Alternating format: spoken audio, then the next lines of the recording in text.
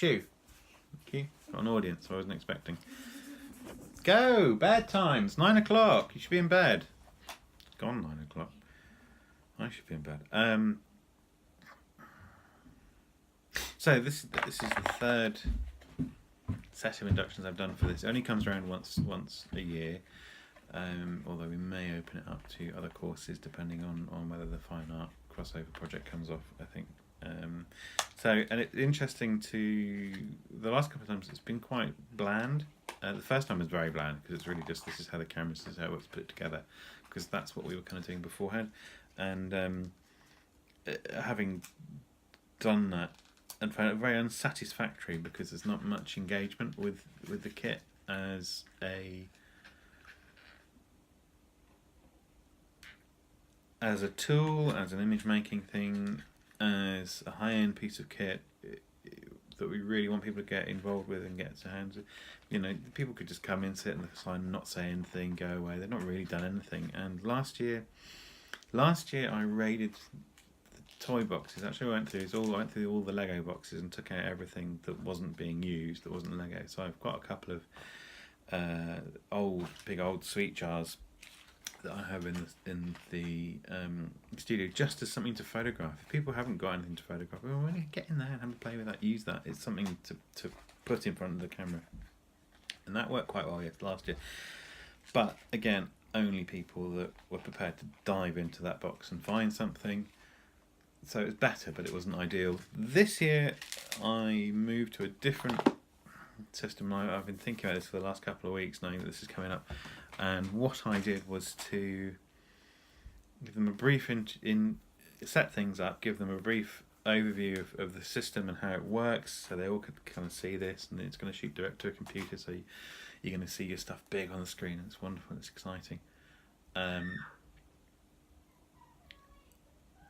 And then what I wanted them to do was actually produce an image. So I supply pen and paper, so they've all got something to make notes with and whatever. And it's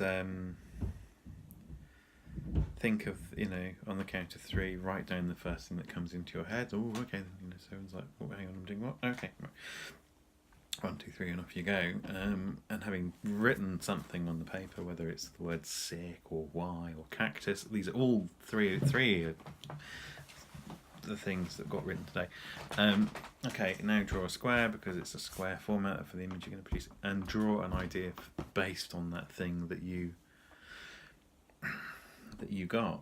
So there's a challenge there, but because everyone's being forced to do it and there's no right or wrong, and we say, look, I don't care if they're stick man drawings. I don't mind if it's a lighting diagram with notes written all over it, or if it's just a little cartoon figure or whatever. Get that idea out of your head as a tiny sketch, and then we're going to make it happen as a photograph. So both having put 2 tables in the studio for people to put stuff on, I almost immediately had 2 sets, 2 groups, a group of 4 and a group of 3 in both sessions, and that was really good because you could say, right, you are team A and you are team 1, and that meant that they naturally fell into teams with people that they were happy to sit next to and talk to and whatever, and socialise with, which also meant then that you go, say, team A, you've got 4 people in this team, you all know each other, you are going to help each other. So one person's going to be the photographer and you're going to realise your picture. These people are either going to help you by adjusting the lighting or being in your picture or moving the lights or metering or checking your focus. You're there to help each other. And the result is that what I'm really pleased about is that everyone has produced an image that is their idea with help from their friends and colleagues, which is really good because I want to encourage this supportive studio practice. They need to be coming in and working together to make this work and to make it, to learn from each other, but they're also helping each other to get this thing to happen, that they are supporting each other. There's something else that I'm thinking. Someone just shouted from upstairs that they are. What are they doing? That there's no right or wrong answer. But also, some of them got the result they wanted based on like a kind of, it's one silly idea followed by about a minute to just quickly sketch an idea up, with no warning. But they got the result they wanted within one take, 2 shots, which I'm really pleased about, because it's a slower way of working in the studio, and it's a bit more considered, and that's kind of what we'd hope people would start to do more of, that they'd start to have more of a measured, considered approach to what they do, so they come in, take the time to really consider what's in the picture and to make it happen. And that was the plan. So, a success. Although I had a panic at the start of the day, because I set everything up thinking I'm going to have, we've now got an iMac in the studio, which is brilliant. So we've got a working iMac that is going to be that people can shoot to, so they can see what they're doing. So I came in first thing and started setting all this up and put the kit together, and the kit has, it lights up on this phase 1 back, lights up on the back and makes a sound when it's ready to go. And we need to have a repeater Firewire hub to power it, because of the change in the Apple systems, so there's less power going out through Firewire. This is all boring technical stuff, but the panic I had was everything lights up and looks ready, but the camera won't work.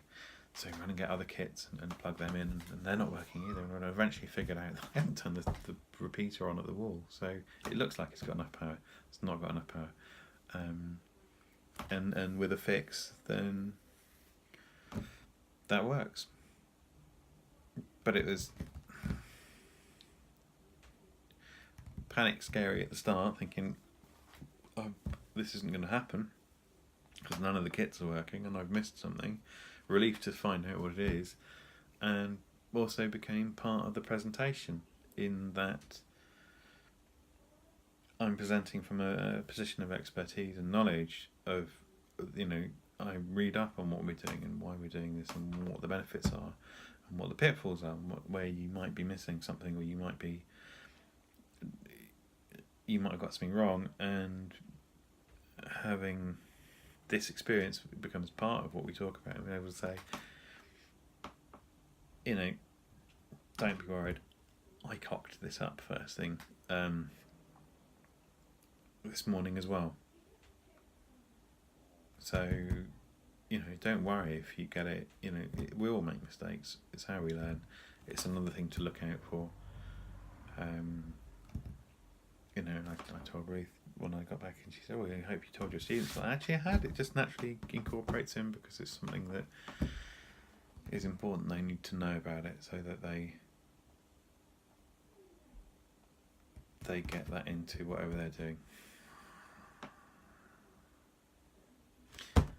So yeah, a success, I think, in terms of encouraging greater engagement.